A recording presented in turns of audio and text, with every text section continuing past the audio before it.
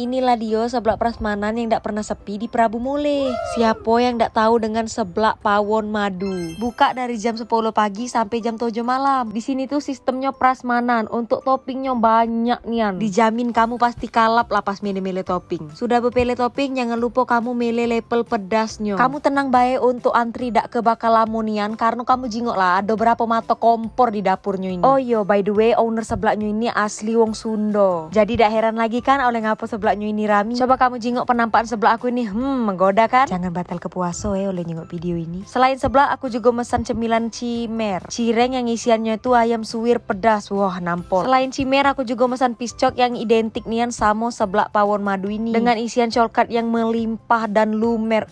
Oke, jangan banyak cincong, langsung baik kita coba. Pertama aku nyuboi seblaknya yang kuahnya tuh gurih dan kental. Nggak tahu ngapo aku pokoknya selidanian dengan seblak pawon madu ini. Karena aku ngerasa kuahnya tuh beda dari seblak-seblak yang pernah aku rasoi cek itu nah. Lanjut ini aku nyuboi cirengnya. Isian dalamnya tuh full nih, tidak pelit. Rasanya lemak, pedasnya tuh pas. Adonan cirengnya juga lembut. Lanjut ini aku cuboi piscoknya. Piscok yang luarnya tuh crispy tapi dalamnya tuh lembut pol. Ditambah coklatnya yang lumer jadi rasanya tuh pas nian. Oh iya, untuk lokasi seblak pawon ini ada di jalan sebelum rumah sakit Bunda. Jangan lupa kalau nak nyeblak bareng Besti ajak ke pawon ya. Jangan lupa mampir.